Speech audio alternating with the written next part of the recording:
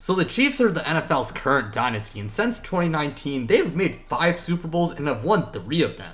And because of this, it's championship or bust for the Chiefs every single year, and people never worry about them making the playoffs because it's basically a given at this point. But this year, the unthinkable happened as the Kansas City Chiefs this past weekend were eliminated from the playoffs, and to add salt to the wound, Patrick Mahomes suffered a torn ACL in the loss. And 2025 has been the season from hell for Kansas City, and it has been worse than anyone could have imagined. So in today's video, let's break down why the Chiefs have had such a disastrous season, who's to blame for it, and what the future holds for this team. Now before we do get started, of course, go ahead and hit that like button if you guys end up enjoying the videos because it really does help out the channel. And of course, subscribe if you guys are new and you guys enjoy content like that and so you don't miss out on any new videos. But without further ado, let's go ahead and get things started. Now let's start things off by talking about the 2 biggest cogs of the Chiefs dynasty. Those of course being Patrick Mahomes and Andy Reid. Now while both of these guys do obviously have a lot of fans and a lot of people will say that others are to blame for the Chiefs' atrocious year, they also do have a lot of haters and many people will blame them for how things have gone in 2025. And to the haters' credit, I do believe that both Patrick Mahomes and Andy Reid need to shoulder some blame.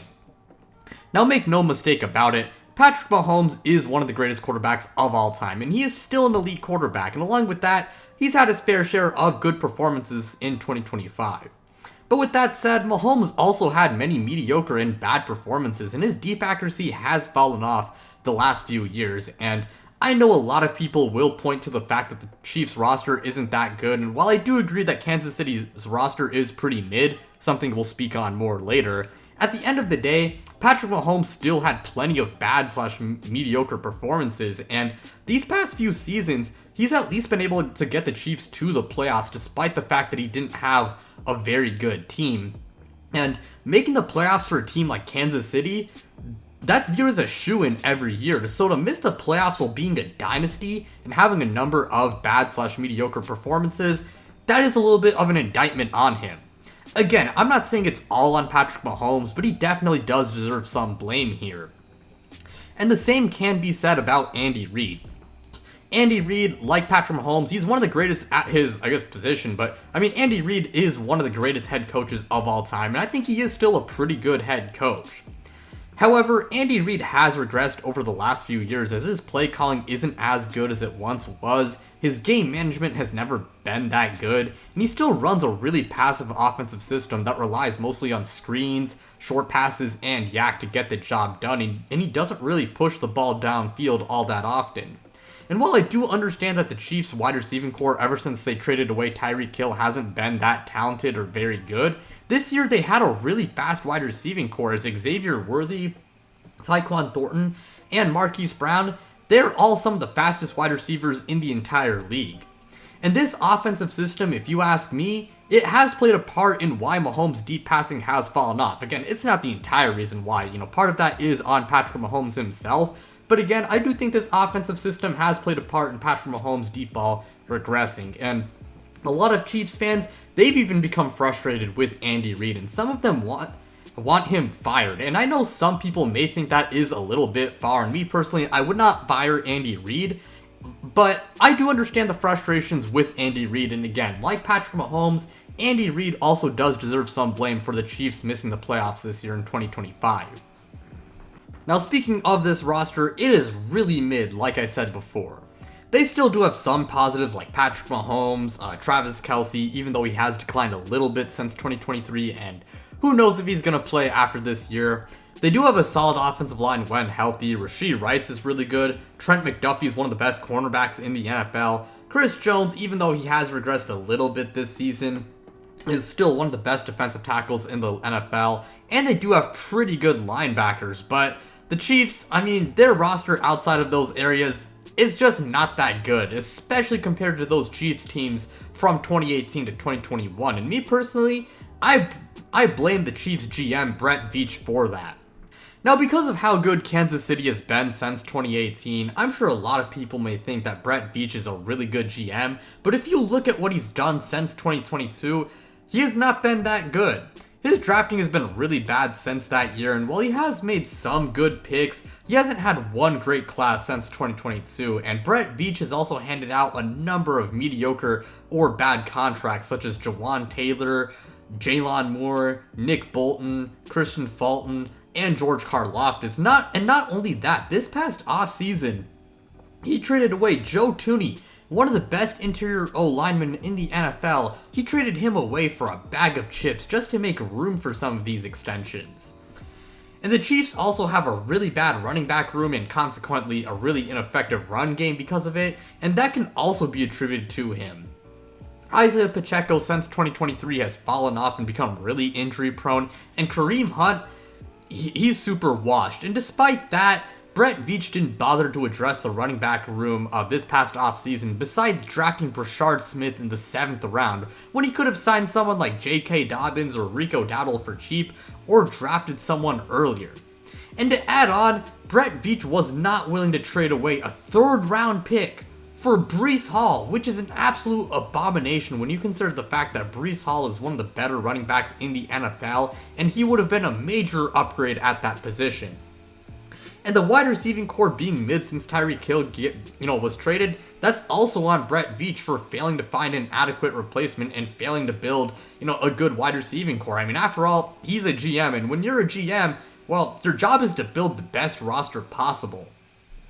And you can blame Patrick Mahomes and Andy Reid all you want, and like I said before, I do think they deserve some blame.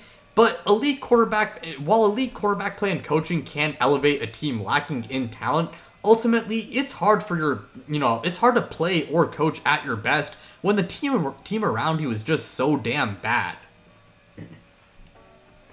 And I know Kansas City was able to win 2 Super Bowls with that formula of elite quarterback play and coaching with a mediocre roster, and even the Patriots were in the 2010s managed to do that. But eventually that mid-roster, it catches up to you, and that formula can only work for so long. And if there's one thing the Eagles proved in Super Bowl 59, it's that the best way to beat Kansas City is to just out-roster them, which is exactly what they did.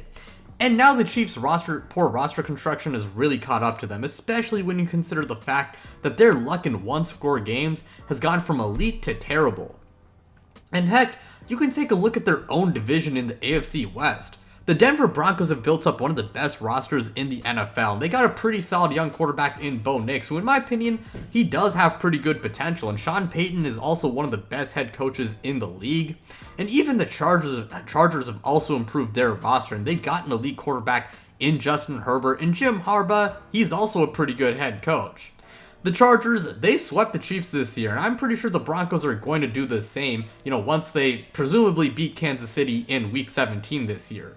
And again, while Patrick Mahomes and Andy Reid do deserve some blame for how the 2025 has gone, I place a majority of the blame on Brett Veach for his terrible roster construction.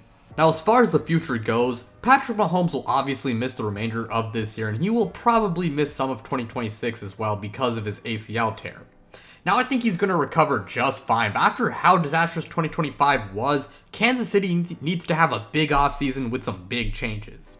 Now, Andy Reid, he can stay, but Brett Veach 100% has to go. And the Chiefs right now are second last in cap space for the 2026 offseason. But if they cut Christian Fulton and Jawan Taylor, they restructure Mahomes, Chris Jones, George Karlaftis, and Nick Bolton's contracts, they can get up to $62 million in cap space, which is pretty good.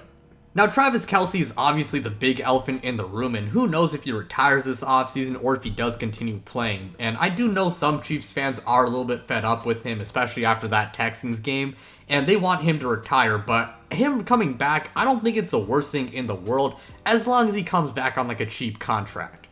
Now, if I was the Chiefs general manager, the free agents I would bring back would be Leo Chenal, Jalen Watson, one of Hollywood Brown or Tyquan Thornton, and then Kareem Hunt as depth, and none of those guys should be insanely expensive, thankfully.